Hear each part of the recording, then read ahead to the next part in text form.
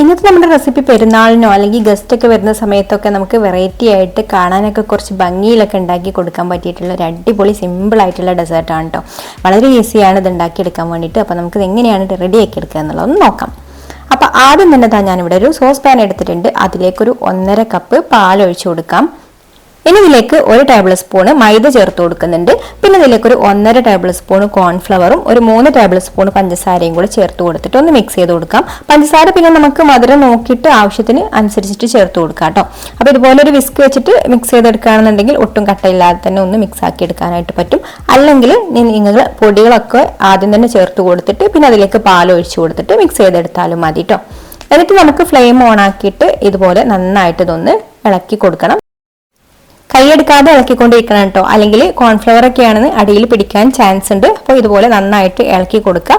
പിന്നെ ഇതിലേക്ക് മധുരമുള്ള സംഭവമാണെന്നുണ്ടെങ്കിൽ നമ്മൾ ആ ഒരു മധുരം ഒന്ന് ബാലൻസ് ചെയ്യാൻ ഞാനിവിടെ ഒരു നുള്ളു ഉപ്പും കൂടെ ചേർത്ത് കൊടുക്കുന്നുണ്ട്. എന്നിട്ട് ഇതൊന്ന് കൈയെടുക്കാതെ ഇളക്കി തിളപ്പിച്ചെടുക്കാം. തിളച്ച് കഴിഞ്ഞാൽ തന്നെ ഇതൊന്ന് കുറുകി വരും കേട്ടോ. അപ്പോൾ ഇതുപോലെ ഒന്ന് നന്നായിട്ട് കുറുകി കഴിഞ്ഞാൽ നമുക്ക് ഫ്ലെയിം ഓഫ് ആക്കാം.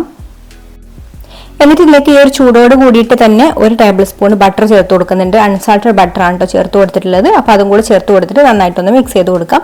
ചൂടുള്ളതിലേക്ക് ബട്ടർ ചേർത്ത് കൊടുക്കുന്ന സമയത്ത് പെട്ടെന്ന് തന്നെ ഇതൊന്ന് മെൽറ്റ് ആയിട്ട് വരും. പിന്നെ ഫ്ലേവറിന് വേണ്ടിയിട്ട് ഒരു 1/4 ടീസ്പൂൺ വാനില എസൻസും കൂടി ചേർത്ത് കൊടുത്തിട്ട് മിക്സ് ചെയ്ത് കൊടുക്കുന്നുണ്ട്.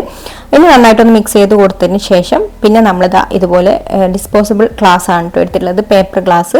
ഈ ഒരു ഗ്ലാസ്സിലേക്ക് നമുക്ക് ഇതിൽ നിന്ന് കുറേശ്ശെ ഒഴിച്ചു കൊടുക്കാം. ഗ്ലാസിന്റെ പകുതി ഭാഗമാണ് കേട്ടോ ഞാൻ ഒഴിച്ചു കൊടുക്കുന്നത്. ചെറിയൊരു ചൂടോട് കൂടിയിട്ട് തന്നെയാണ് കേട്ടോ ഒഴിച്ചു കൊടുക്കുന്നത്. ചൂടാറാൻ വെയിറ്റ് ചെയ്യരുത്. അങ്ങനെ വെയിറ്റ് ചെയ്താൽ ഇത് തിക്കായിട്ട് വരും. അപ്പോൾ ഇതുപോലെ ഒഴിച്ചു കൊടുത്തതിന് ശേഷം ഈ നമ്മളിത് സെറ്റ് ആവാൻ വേണ്ടിയിട്ട് ഫ്രിഡ്ജിലേക്ക് വെക്കണം. 1 മണിക്കൂറോളം ഫ്രിഡ്ജിന്റെ താഴെ വെച്ചാൽ മതി കേട്ടോ. അപ്പോഴേക്കും നന്നായിട്ടൊന്ന് സെറ്റായി കിട്ടിക്കോളും. അപ്പോൾ ഇത് നമുക്ക് ഫ്രിഡ്ജിലേക്ക് മാറ്റാം. പിന്നെ നമ്മളിവിടെ എടുത്തിട്ടുള്ളത് കടലയാണ്. നിലക്കടല വറുത്ത് അതിന്റെ തൊലിയൊക്കെ ഒന്ന് കളഞ്ഞെടുത്തിട്ടുണ്ട്. അത് നമുക്കൊന്ന് പൊടിച്ചെടുക്കണം. പൊടിച്ചെടുക്കുക എന്ന് പറഞ്ഞാൽ മിക്സിയുടെ ജാറിൽ ഇട്ട് കൊടുക്കരുത്.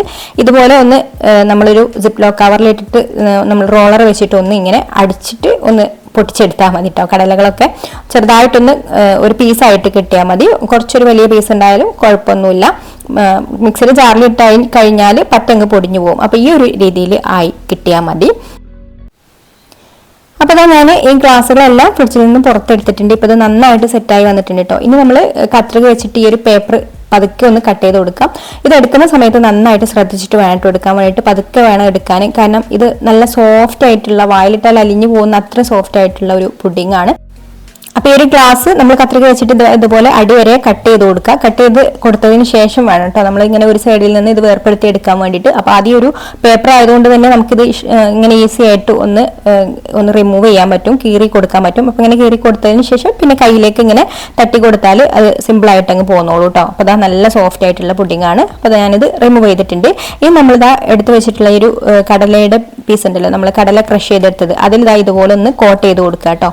അപ്പോൾ കോട്ട് ചെയ്തെടുക്കുന്ന സമയത്തൊക്കെ പതുക്കെ വേണം കൊടുക്കാൻ വേണ്ടിയിട്ട്. കാരണം അത്രക്കും സോഫ്റ്റ് ആയിട്ടുള്ളതാണ്. അപ്പോൾ പതുക്കെ പിടിച്ചിട്ട് ഇതുപോലെ ഒന്ന് കടലയിൽ ഒന്ന് റോൾ ചെയ്തെടുത്തിട്ട് നമുക്കൊരു പ്ലേറ്റിലേക്ക് മാറ്റാം. ഇനി ബാക്കിയുള്ളതെല്ലാം ഇതുപോലെ തന്നെ ചെയ്തെടുക്കാം. അപ്പോൾ ഇതാ ഞാനിവിടെ 5 പീസാണ് കേട്ടോ മൊത്തത്തിലാക്കി എടുത്തിട്ടുള്ള. 5 പീസും ഇതുപോലെ റെഡിയാക്കി എടുത്തിട്ടുണ്ട്. ഇനിയിപ്പോൾ ഒരു 1/4 കപ്പ് മിൽക്ക് ചോക്ലേറ്റ് എടുത്തിട്ടുണ്ട്. അപ്പോൾ ഇതൊന്ന് മെൽറ്റ് ആവാൻ വേണ്ടിയിട്ട് ഇതിലേക്ക് ഒരു 2 ടീസ്പൂൺ ഫ്രഷ് ക്രീം ചേർത്ത് കൊടുക്കാം. ഒരുപാട് വേണ്ട കേട്ടോ, കുറച്ച് തിക്കായിട്ടാണ് നമുക്ക് ചോക്ലേറ്റ് കിട്ടേണ്ടത്. അപ്പോൾ 2 ടീസ്പൂൺ മാത്രം ചേർത്ത് കൊടുത്താൽ മതി. എന്നിട്ട് ഡബിൾ ബോയിലിംഗ് രീതിയിൽ മെൽറ്റ് ചെയ്തെടുക്കാം. അല്ലെങ്കിൽ മൈക്രോവേവിൽ വെച്ചിട്ട് മെൽറ്റ് ചെയ്തെടുക്കുകയാണെന്നുണ്ടെങ്കിൽ ഇതുപോലെ പെട്ടെന്ന് മെൽറ്റാക്കി എടുക്കാൻ പറ്റും. എന്നിട്ട് നമ്മളിതാ റെഡിയാക്കി വെച്ചിട്ടുള്ള ഈ ഒരു പുഡിങ്ങിന്റെ മുകളിലായിട്ട് ഇതുപോലെ ഒന്ന് സ്പ്രെഡ് ചെയ്ത് കൊടുക്കാം. അപ്പോൾ ഇതുപോലെ നമ്മൾ കടല കോട്ടാവാത്ത ആ ഒരു ഭാഗത്താണ് കേട്ടോ ഇത് ഇതുപോലെ സ്പ്രെഡ് ചെയ്ത് കൊടുക്കുന്നത്. മുകൾ ഭാഗത്ത് നമ്മൾ കടല കോട്ട് ചെയ്തെടുത്തിട്ടില്ല, ആ ഒരു ഭാഗത്ത് ഇത് കംപ്ലീറ്റ് അങ്ങനെ സ്പ്രെഡ് ചെയ്ത് കൊടുക്കുന്നുണ്ട്. എന്നിട്ട് നമ്മളിതൊന്ന് ഫ്രിഡ്ജിൽ വെക്കുന്നുണ്ട് സെറ്റ് ആവാൻ വേണ്ടിയിട്ട്.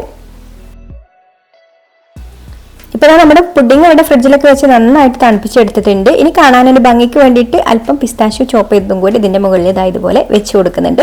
അപ്പോൾ ഇത്രയുള്ള അടിപൊളി നല്ല ടേസ്റ്റിലുള്ള പുഡിംഗ് ആണ്. അപ്പോൾ നിങ്ങൾ ട്രൈ ചെയ്ത് നോക്കുകയാണെന്നുണ്ടെങ്കിൽ ഫീഡ്ബാക്ക് അറിയിക്കാൻ മറക്കരുത്.